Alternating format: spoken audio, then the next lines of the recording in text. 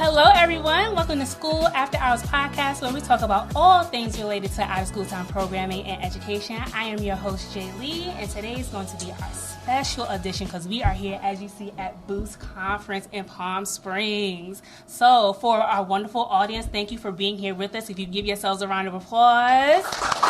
Thank you.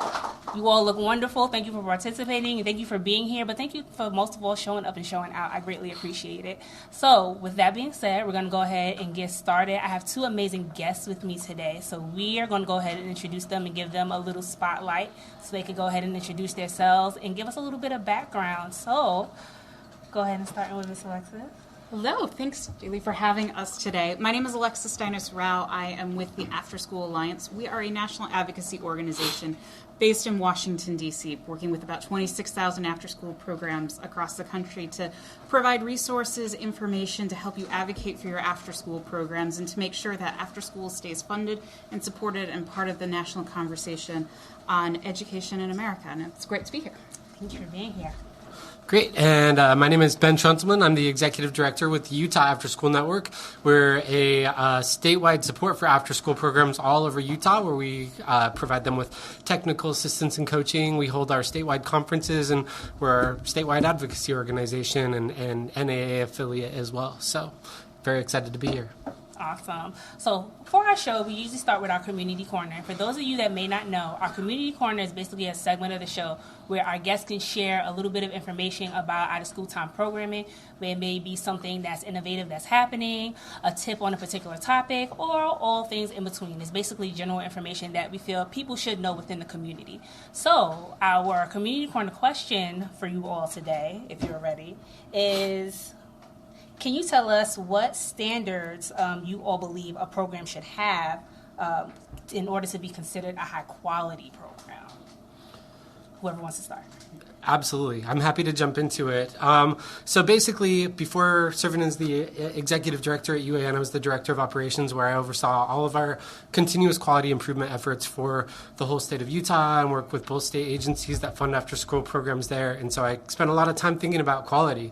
And basically, there are a few key areas that we're always looking for, as far as safety being the first one. If we think of like a hierarchy of needs, that's your foundation of your house, where you make sure that the program is safe, the kids feel safe, the staff feels safe, it's an overall safe environment, and then you can start building up from there. So we also look at the infrastructure that's in place for positive relationships, how the staff are interacting with one another, how the kids are interacting with one another, how the program is interacting within the community that they're serving. We look at the learning environment, how conducive it is to kids' learning skills, trying new things, what type of learning atmosphere there is for the staff that are in the program, that there's an overall culture of continuous learning for the staff there as well and their professional development.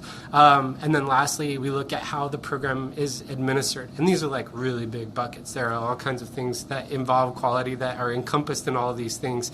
And so a few good areas to look at as far as trying to determine overall quality in a program are like the National Afterschool Association has their core competencies and knowledge, which is really great because they break down specific best practices that support high quality programming.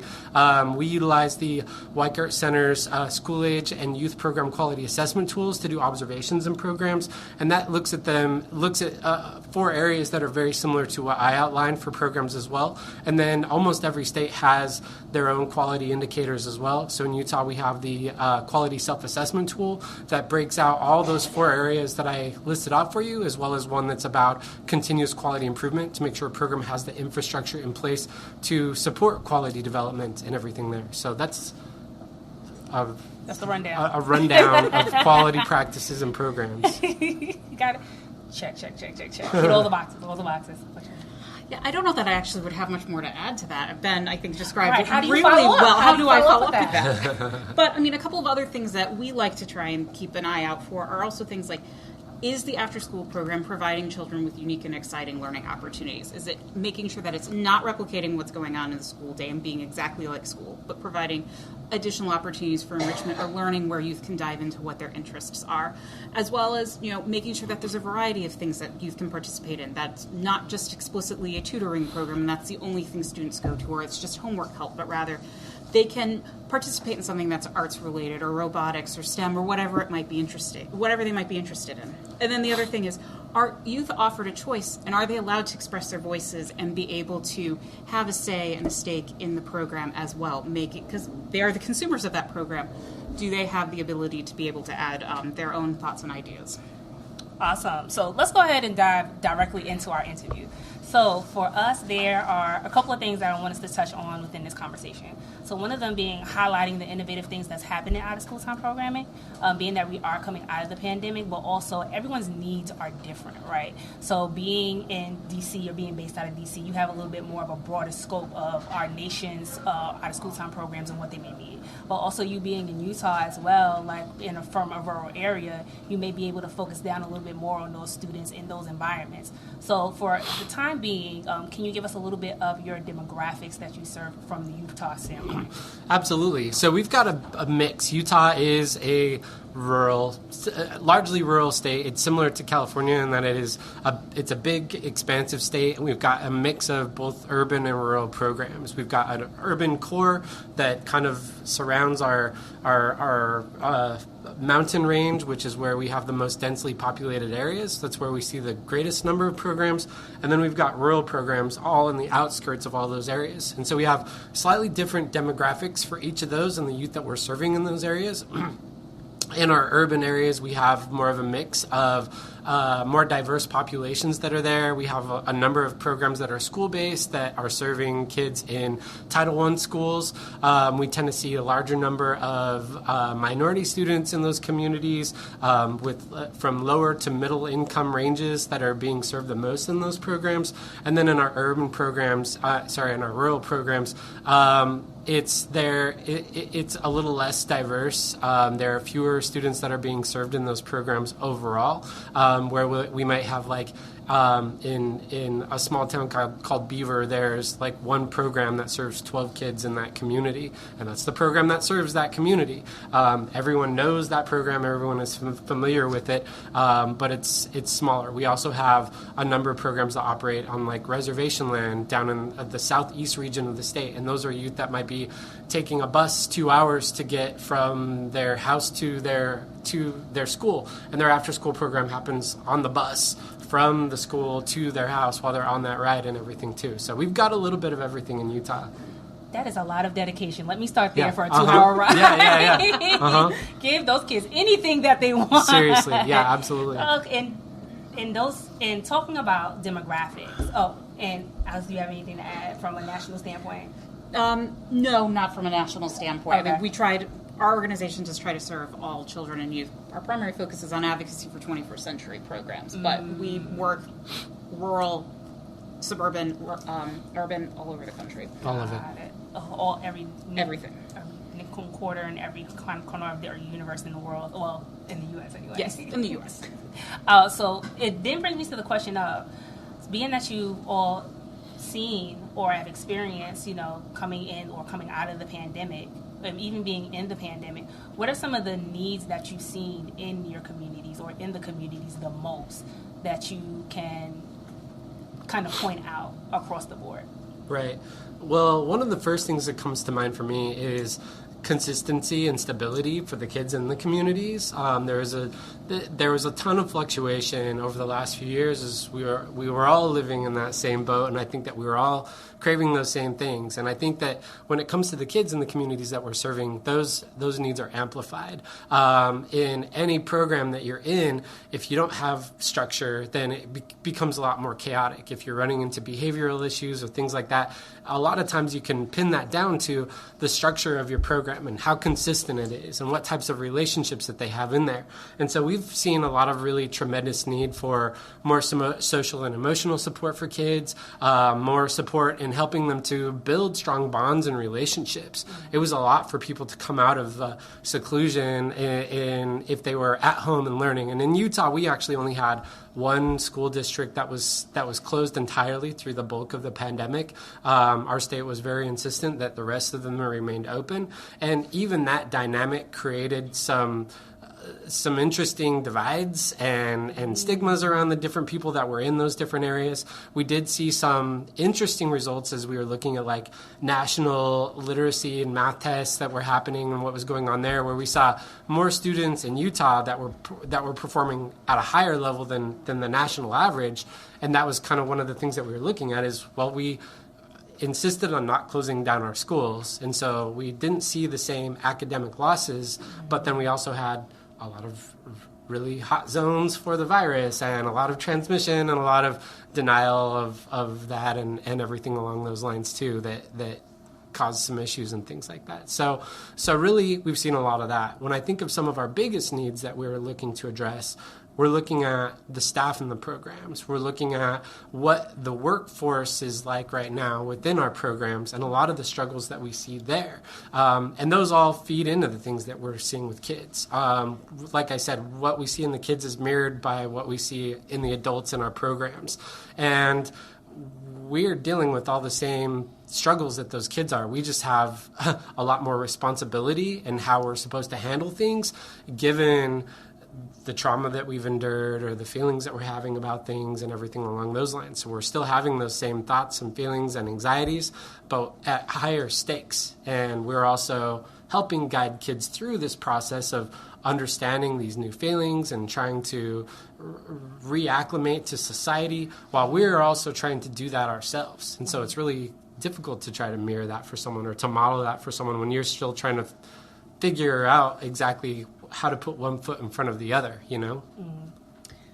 Yeah, the staffing is definitely one of the biggest challenges I think the after-school field nationally is experiencing, as I'm sure all of you in this audience here are seeing that in your programs on a daily basis. I mean, everybody is struggling to hire, but it seems to be a bigger challenge within the after-school realm, trying to find people who are interested coming into work into these programs. And so you're starting to see some interesting ideas, interesting innovations emerge as to, okay, how do we get people in? Do we try and lean a little bit more heavily on national service, see if America can be more of a source than perhaps it has been in bringing in staff?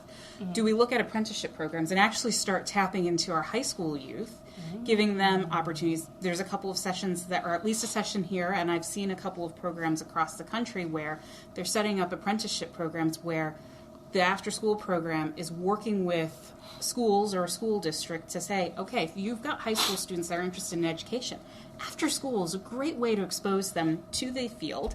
It gives us some additional staff. We can work on training them. Perhaps they can earn credit for participating in those opportunities and be able to help support our programs that are desperately in need. And give them a paycheck, too. Give these students a paycheck as well. Pay them for the time that they're dedicating. So we're seeing some examples of that pop up, but that is, in most of the recent surveys that the Afterschool Alliance has put out, staffing comes back as one of the primary issues that programs are concerned about. Mental health, social emotional learning, all of those aspects as well. The other thing is program sustainability. There's been a huge investment, at least from the federal level, and in many states as well, over the course of the last couple of years because of concerns about learning loss. How do we get children and youth back up to standards in the wake of the pandemic? There's been a lot of money that's been pumped into education, and quite a bit of that money has come down through the American Rescue Plan to after-school programs. Not every program has seen this. Not every community has seen these funds come in, but many have. And programs are utilizing those dollars, but they're not going to last forever. So now there becomes a concern about how do we make sure that our program stays sustainable? Where do we go out and find funding? And there are several states that are looking at trying to create some kind of funding stream to try and help support after school, such as what California has long had here. There's a couple across the country that are looking into those opportunities, but also on local levels, trying to find new partnerships and build out new ways and new ideas within communities to bring in additional support. Because one of the things the pandemic did, a silver lining to it, is really highlight the vital need of these programs and the vital work that you all do on a daily basis to support children and youth in your communities. People recognize that. We're seeing that in surveys that we have put out. We did some polling after the last election, and it's unanimous, it's bipartisan, that people really do see that these programs are important. So how do we continue to support them because they do fulfill a need in their community? Have you seen anyone put some things in place? And I know it's still a little early, being that some of us, this is our first year completely back into schools and after school programs. But have you seen anything put in place that has kind of been successful or looks promising? The things that I've seen have really come down to benefits for the staff that are in the programs. I think that there's a lot to be said for looking at younger groups, looking at these becoming opportunities for high school students that are entering the workforce. But we also, that's not largely the group that is driven after school programming. It's typically people in, they're very young adults up through people in their mid-30s is the bulk of our workforce that is working in after-school programs. It's difficult because they're part-time, low-paying positions that we're trying to professionalize, that we're really trying to emphasize that it's a career opportunity, but there are also those limited opportunities to step up into those things. So what I've seen that has been most successful so far has been where programs are able to increase wages for their staff, find additional funds to create competitive pay for their staff so that we are not competing with Wendy's or Chick-fil-A or something like that are paying wages that are higher than a lot of the staff in after-school programs. We did a salary and retention study in this last year in Utah to look at if we could connect overall program quality to staff retention and how much staff were making. And I don't think it'd be any surprise to anybody that, number one, we saw that in the state of Utah, the average staff pay was about $13 an hour. In Utah right now, if you work at Chick-fil-A, you can make $18 an hour. So that's really hard to contend with, that type of thing. And so we also were able to discover that the more highly you can compensate someone, the more likely they are to stick around and be retained in that program. The longer that you have employees in your program, the higher quality the program is because they're able to take the time to implement those high-quality practices and things along those lines. And so for us, it comes down to being able to meet that compensation. I think that something I think is important to point out about this is none of these are new issues. After-school programs have always had high turnover. Staff pay has always been an issue. Low hours have always been an issue. If you've ever hired for an after-school program, it's difficult to find something that's not a morning shift, not a swing shift, not an evening shift. We're right in the middle of all that and just in the right spot that you can't work another job as well unless it's really early or it's really late or something like that. And so there are all these roadblocks that come into that. So what I've been asking, what are other benefits that we look at? We look at the benefits of the youth that we serve in programs, but honestly, these programs don't just serve the youth that are in these programs. A lot of the staff that are working in these programs are also, we just acknowledge the fact that they're low-paying positions. They're in the low-income demographic. I once took a group of my staff when I was working with Boys and Girls Clubs over to a shelter with youth that we served, and they talked about the poverty rate, and it was above what all of my staff made. And we're there at a shelter where people don't have homes, and my staff all look at me and I'm in the same boat as you guys are. The opportunity is just not there. And so we have a value proposition that I think that we're able to offer where we've demonstrated over the last couple of years when schools shut down, when child care centers shut down, when everything was closed down and we had frontline workers that had to be in. I know in Utah it was after-school programs that had the flexibility to remain open, to extend their hours, to get more computers so kids could do their at-home learning at an after-school program if they needed to. So we were really able to demonstrate we were the grease and the cogs of society. We kept the wheels turning for a lot of people. And so I think that's something that we all have to be really cognizant of, and we can't forget that we help to drive society. You guys helped to drive society for a while. You do every day, but it was really apparent for a strong moment there. And so that's something that I think we really have to emphasize as we're bringing up these conversations about staff wages and how to compensate people.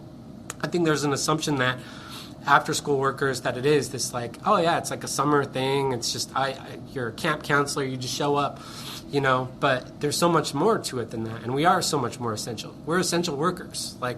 We hold up a lot of society in the work that we do, and in just empowering and enabling parents to work with the peace of mind that their kids are safe.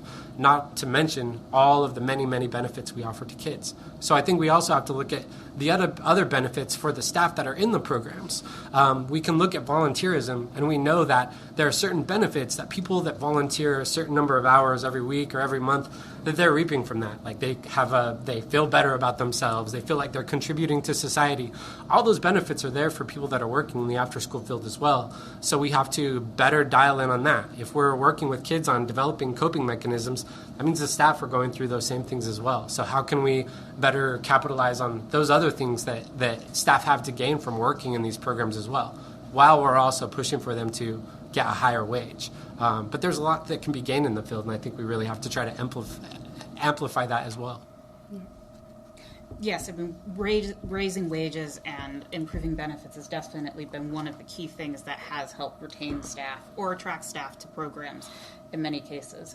And I don't know that I have much more to add to that. I mean, Right.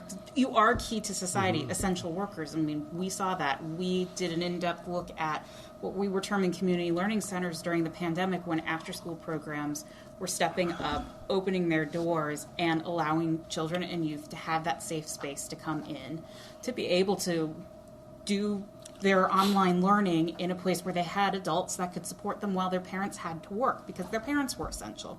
And so after school has been, I think, recognized as a key cog in society. And as we continue to try and really put the attention on our programs to help with sustainability and help advocate for them, being able to talk about that, I think, is really important. Right, and you've all said a good portion of things that we're going to tap into a little bit more as we continue to have this conversation, especially when we talk about funding and how that increased during the pandemic, and also getting the result of, what that funding has been able to do for out-of-school time programming and staff, how professional development has done well, and all those other things. But I do want to shed some light on some other resources or some other needs that they may have. So outside of staffing, what else or what other needs have you seen in communities that they truly need, especially when it comes to resources? Because that's another thing that kind of took a heavy hit during the pandemic as well.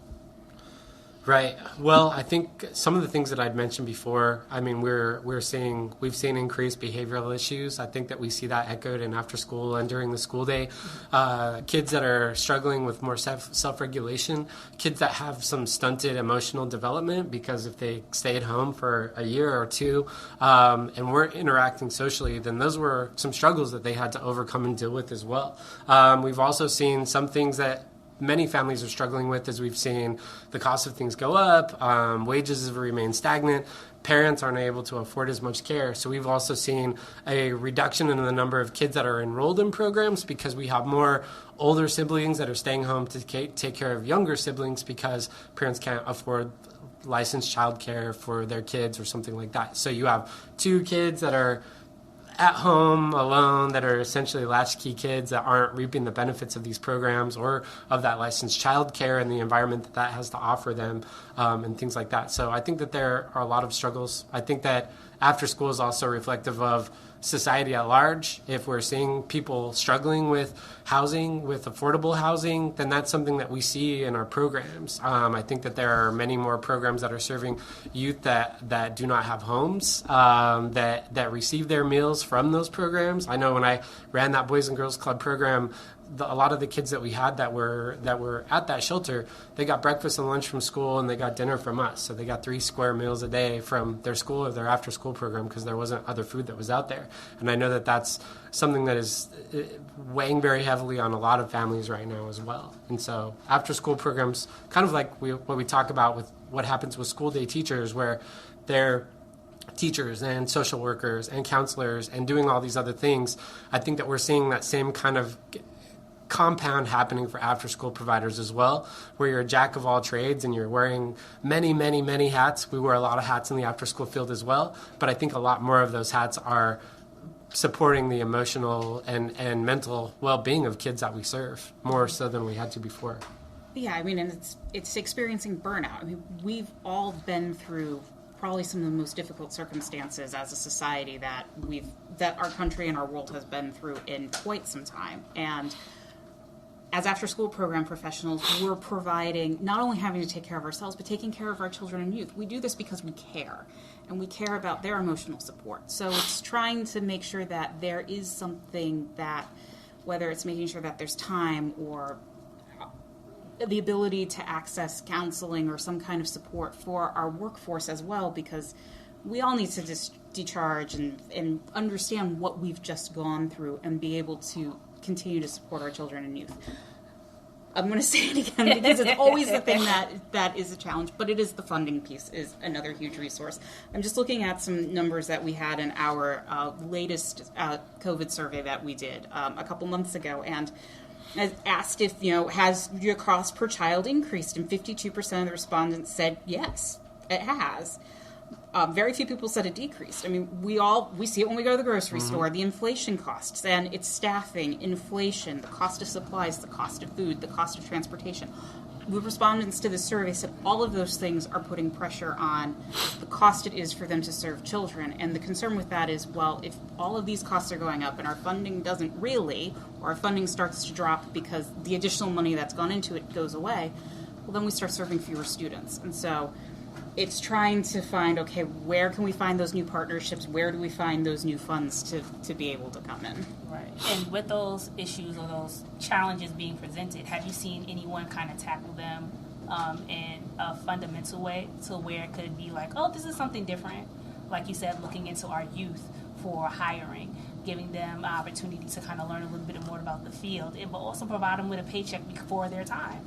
So this is something that they can actually make up in their mind if this was something that they want to really go into. Why? Because they've had that experience. And it's also given to them as, like you said, college credit.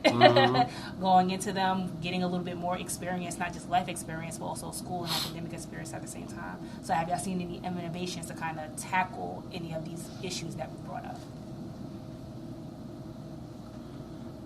I think for me, it's really been about the how we look at employing people, how we look at what the field looks like, taking a look at other things that were kind of off our radar before. I was in the session I was in earlier today was talking about, we talk about trauma-informed care for youth, but this session was focusing on utilizing trauma-informed care for staff, and it talked a lot about the fact that as after-school staff or educators, we inherit a lot of secondary trauma. And so we are on the front lines working with these kids, and we are seeing everything that the kids are going through. And we're experiencing that along with them, and we're internalizing that. And then their trauma turns into our trauma. Or we also have our own trauma already that comes to the table. So you've got like this excess of all of these other bottled up experiences and feelings that are really difficult to work with. So how can we deal with that in the field? What type of work environment can we create where we're acknowledging those things, talking about those things, giving people an opportunity to work through some stuff that's really supportive of them and the things that they're experiencing? Are we creating channels for outlets for them where they can talk about things, or that they know that they're in a safe space to address these concerns, not just pertaining to our kids, but to ourselves and everything that we hear from them? That's something that I think a lot of times we kind of gloss over because we talk about all the amazing benefits that happen for kids in our programs, but we also don't, I think because we spend so much time really talking about like the glossy and shiny parts of after school, we don't really talk about the parts that are really difficult about it. If you're working with youth that are really struggling with something, or you see in really terrible circumstances, that's a weight that we all carry, that we don't often acknowledge. And if you look at any ad for an after-school position or any poster that after-school staff are, that they're like the beacon of light in that picture for those kids. It takes a lot to shine that bright when you're dealing with so much darkness, right? And so I think that that's a piece of it, is acknowledging that, having that be a part of how we take our approach to after school, giving staff the tools to be able to acknowledge those things and work through those things, even with the kids that they're working with in their programs, making sure it's okay for us to be vulnerable and to learn as adults as well.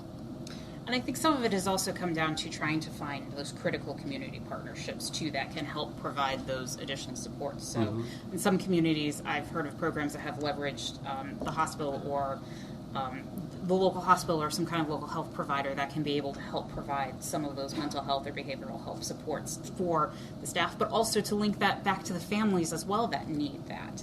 because that's critical too, making sure that these children and their families are able to have access to that as well. So trying to figure out who in the community can help with this, because the after-school program tries to do it all, but needs to bring in those partners and to be able to link people with what they need.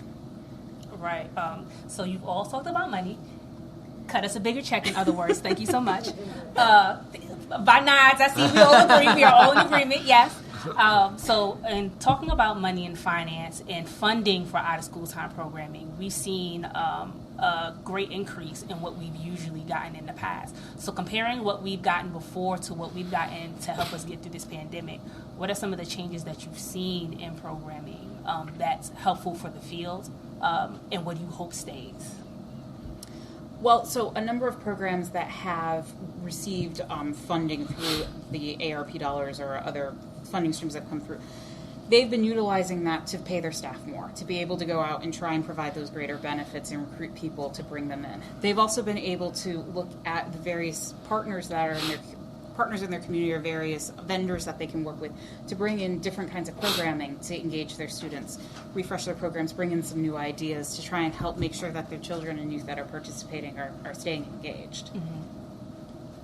Yeah, we've seen those same types of innovations. It's been difficult because the funding that's come out has also been limited. It's not sustainable funding, and so that's something that we've really been trying to emphasize to people as well. Is it's great that we have ESSER 3 and American Rescue Plan funds that are coming into programs, but also you can look at that as a provider and know that those are funds that are going to go away after 2024. And so you can only invest so much into your staff if it's really difficult, because you want to create additional access, you want to be able to compensate your staff at a higher wage, but if you're not able to close that funding gap as that money starts to go away, then you're faced with the possibility of having to lay people off, or to more limit your ratio of your program again, or things along those lines. And so we're trying to really make people understand. And I know in Utah, when we've talked about this during our legislature, we talked to policymakers. They're like, "Oh, you guys got all that money. We heard about it. You guys are good for a while." And we're like, "Well, we're good for like right this moment, but also like just because your fridge is full once doesn't mean you never go grocery shopping again, right?" You have to keep putting more food in there, otherwise you run out of food and then you don't have anything to eat. And so we've been trying to emphasize that, like, this is nice, but we need this to continue coming. And also, we still have, like in Utah, we still have 1 in 8 kids that has access to a program that would utilize one if they could. And so there's still a huge gap when we have this influx of funding. And that gap was there before, and the gap is there right now. And so there are still a lot of issues that we're faced with that, where we had this influx of funding that came in. We were able to see some increases for staff, but not statewide. It hasn't been equitable throughout the entire state. I'd say as far as like advocating for how these funds are spent, it needs to be spent more equally throughout an entire state. In Utah, as we look at it, we have, our State Board of Education was able to grant American Rescue Plan funds out to programs to fund after-school and summer programming, which was amazing. But then there's also another allocation of that ARP funding that comes to your state, and those are funds that your municipality can determine how it's spent, or individual school districts can determine how that's spent. And we only have one school district in Utah that has utilized those ARP funds for after-school or summer programming.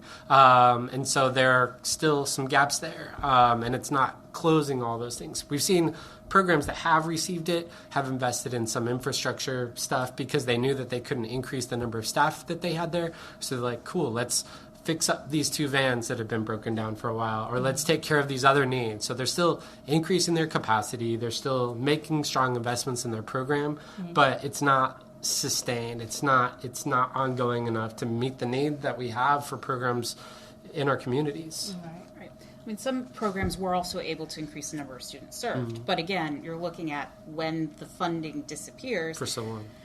How are we going to be able to continue to keep serving those students? Or do we have to try and find ways of cutting things elsewhere? So it is a challenge. Some states have been better at distributing these funds than others. Some school districts take a look at this and say, great, this is fantastic, we're going to do high-impact tutoring and that's it, and completely leave after school out of the equation.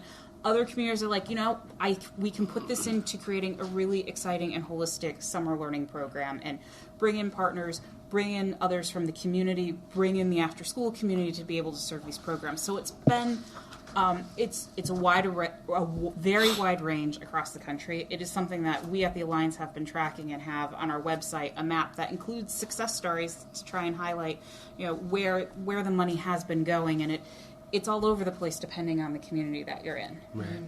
So have you all seen any specific programs that you want to highlight that you feel have done, like, this is new, this is great, but this is also in some ways it may be sustainable if you keep the way it is or tweak it a little bit? So that moment of highlighting and celebrating. Have you seen any programs do anything close to that nature? I mean, this is not so much innovative as it is impactful, but we saw one of our municipally run programs was able to drastically increase their staff salaries. And that was the first one in the state that was like, okay, this is what's average for the state. $13 is average. We're going to bring it to the $16 to $18 range. And so once they did that, then other programs were able to start leveraging that and saying, look, we're going to lose all of our people to this other organization because they're still struggling to hire people when they're paying them at this higher rate, but we're paying lower than that. So we at least have to match what they're paying. And so once that one program was able to increase those wages, we saw like a domino effect around the state of other programs starting to pick up on that. And then it got to the point that city-run program again increased their wages by another $2 because then it got leveled throughout the field. So that's how they were able to remain competitive. And so that's something that's really good there. A couple other things that we have seen that have been good and innovative as we continue to talk about staffing struggles is we've got some strong regional networks around Utah. And this is a group of providers in one specific region that are collaborating on things. So in Salt Lake County, we have 20 different organizations.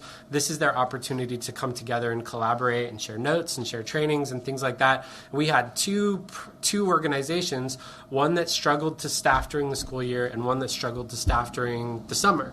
And so they partnered up and said, okay, cool. When we close for the school year, we're going to send all of our staff to you guys to work during the summer. And then when we get back to the school year, they can stay here if they want, but they're encouraged to go back to your program. So their staff are retained, they're consistent in their training, they're still working around the year. A lot of them can be seasonal positions, and that helped to close that gap. And they were able to retain a lot more employees by giving them that year-round opportunity to continue to work as well. And so we'd love to see more collaborative opportunities like that as well. This is not so much an innovative idea, but I think it was a really good example, and I'm hoping I'm remembering this correctly. But I ran across a program recently, a school district in Connecticut, where they were able to receive ARP money through the state, and they decided, we're going to start a summer learning program. We haven't had one in 10 years. And so we're going to do this, we're going to create this, it's going to be fun for the kids. The superintendent got really involved and excited about this, agreed to teach one of the classes. He's doing some writing thing.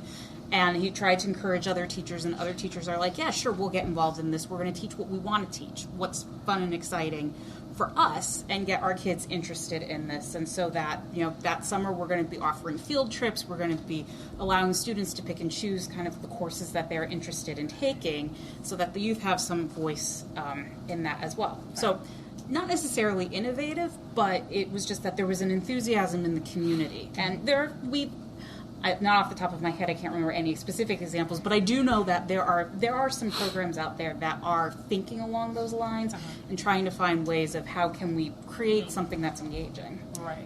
I lost my train of thought, y'all. So going back to, and what it sounds like is a lot of collaboration taking place in this process. Mm-hmm. So going back into the communities and seeing if they can help with the school needs or with the program needs, and see if how they could come in and be an aid, in whichever capacity that they can. So with the collaboration that's taking place and that's happening, what do you hope to see moving forward in the future? Let's say that we don't get the big spending money that we have been getting. So right. How do we begin to make this relationships obtainable to where it could continue to go further down the road? And it doesn't have to be I guess we stop here. We try. Right. Well, I think a lot of it does come down to those opportunities for collaboration. And basically, something that's great about after school is we've got the biggest table, we've got the biggest umbrella. There's room for everybody under our umbrella.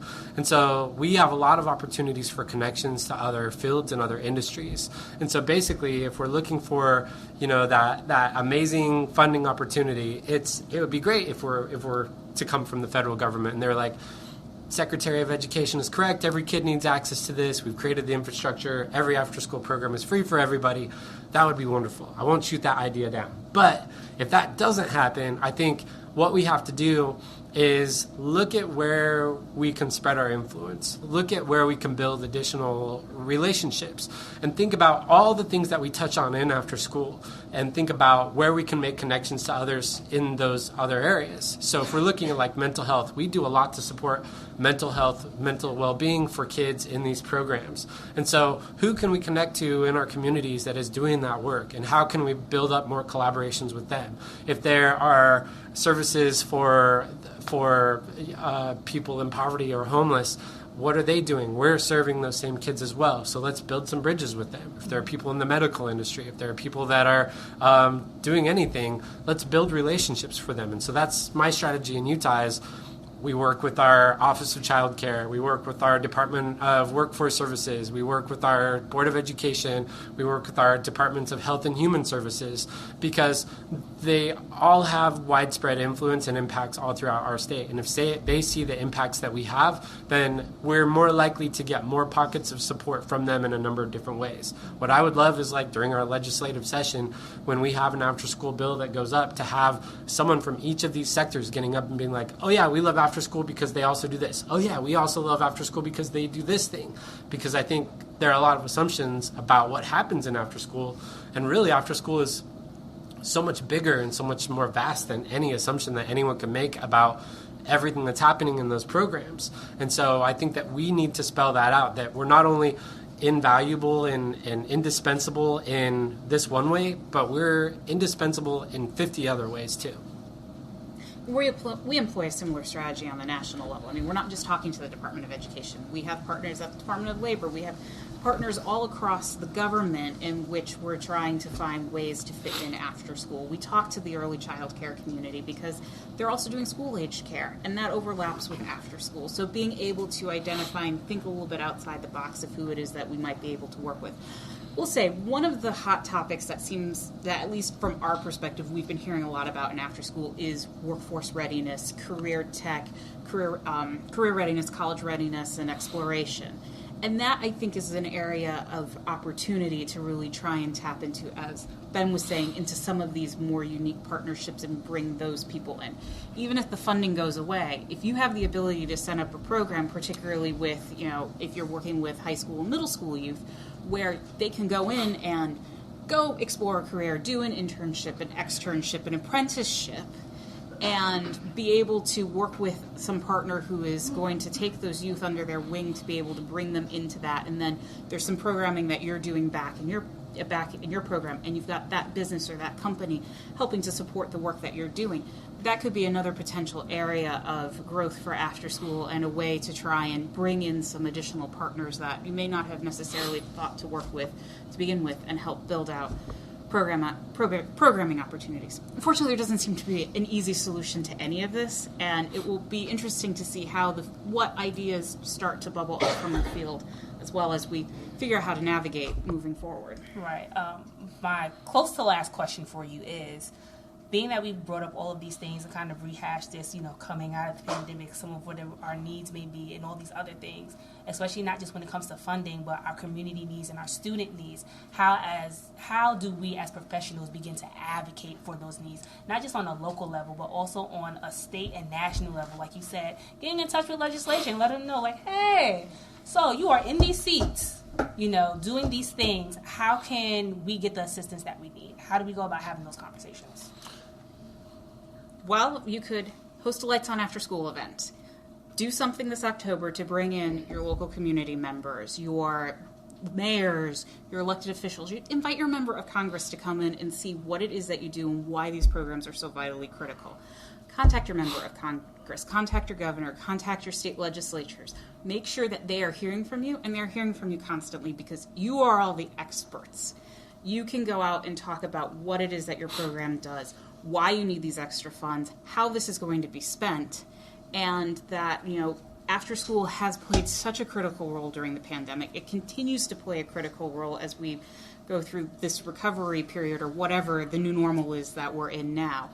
And that, these programs are vital and they're needed, and they're not going to go away, and the need is only going to continue to increase. So being able to take videos, post on social media, have meetings with local leaders showcasing the work that you do. You are all the experts. You can tell the story even better than I can sitting in Washington, D.C., that's for sure, because I rely on hearing from you and what it is that you're doing to be able to go be your voice there. Just make sure that you're going out and talking to people and really telling the story of what after school is.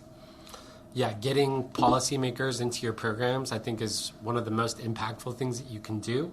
We had a bill supporting after school a few years ago that was able to get passed, and we actually had a representative in Utah who had been pretty staunchly. It's astonishing to even say, but we do have some folks that are not supportive of after school programming. We had someone who was staunchly not really in our corner, and he went and helped them serve Kids Cafe in one of their after school programs for one afternoon, and that turned him around. He testified on our behalf when that bill was up, because he spent an afternoon in that program seeing what really happened there, and it was a really eye-opening experience for him, exactly what was happening, who was in need there. Like I said, there are a lot of assumptions that are made about what after school is, who's benefiting from it, how badly people actually need after school, and things like that. So I think that, it's this thing that can be kind of taken for granted, where it's like, oh yeah, it's after school, it's there, it's consistent, it's cool, but I think that we have to really help them to see how diverse and powerful and engaging and empowering everything that happens during after school is, and then it's meaningful to their communities. I think something else is continuing to demonstrate the need for these programs. So it's not just us advocating for our programs. Parents carry a lot of weight as we see things happen. We've seen a few fringe parent groups nationally make a lot of big moves in being really loud about things. It's not a majority of parents that have issues with books that are on library shelves, but we've all heard something now about what is happening with books on library shelves. If we were able to get a fraction of the parents in our camp talking about how desperately they need after school programs, as there are parents that are vocal about books they're concerned about being on bookshelves, that would be a really powerful outlet for us to get our messaging out, that we need these programs, that our kids need these programs. If we were to get employers to talk about the fact that it's my employees work better knowing that their kids are someplace safe. They're able to be more committed and more productive in the workplace. That says a lot when you have people that are generating economic movement in a community, saying this is something that we need, and able to remain solvent in this community, to be able to support our employees. We need this type of infrastructure here. So think about who can advocate for your programs. Think about who should be in your program, and show them what's going on. You've got something cool happening. I know it. So show them. Can I add one more thing? Sure. Also, youth voice. Make sure you get your youth out talking about the programs. They're clearly the most important stakeholders in this entire process, because they're the ones that benefit from these programs. They also have a lot to say. And they are, in some cases, your best advocates to bring on meetings, to show somebody around your after-school program. It gives them great leadership experience, but it also gets to really allow them to have those personal conversations about why they love coming to your after-school program, and why they continue to come every single day when they could potentially be doing something else. Right. So at this point in time, we're going to go ahead and open up the floor to all of you. And if you have any questions at this time that you want to ask our guests based on the information that they're shared, you want to know a little bit more about, the floor is open to you all. So is there anyone that wants to ask a question? Yes. Go ahead. Give us your name and your organization that you're with. Jen Rodriguez. We're Carlsbad Educational Foundation. We run after-school programs for elementary students. You guys mentioned how your experience is that staff are looking for more hours, more pay, things like that, and are really motivated by working all year round. So what our struggle is over here is that we are open all year round, and we don't have staff that want to work all year round. That they're like, yeah, I'm just going to take 6 weeks off in summer, even though we're running a summer program. I'm going to take all of winter break off. So, like, we've done things like higher pay, more hours, full-time positions, you know, things like that. But I think in our area, it's not as motivating. So we're trying to come up with other ideas to keep staff to say, like, hey, I want to work 365 days a year, and I love your program. We do so many things, you know what I mean? Right. I think it's hard to find that balance because that flexibility is one of the things that makes the after-school workforce attractive to people, is knowing that, like, this might be a seasonal opportunity, or this might be something I could think of like a dozen different staff from all the time I was running programs who worked for me and then took a break and did something else and then came and worked for me again and then did that like maybe 3 times or something like that. I could think of one employee who worked for me like 4 separate instances across 2 different organizations, you know? And so that's one of the tough things that we have to deal with there. So I would say even in those instances, like, as much as you can talk to the people about what their motivation is, what they're in for, what type of commitment you can get from them, the stronger their drive will be to stick around there. When I ran programs, I would always try to talk to my staff about like their personal goals and objectives outside of what they're doing in the program, so that we could think about like, okay, cool, this is what you're pursuing in school, or this is what you're working on personally. These are your overall goals. This is how working in this program can help you to advance that and to move farther along in your life's goals or your personal process or whatever.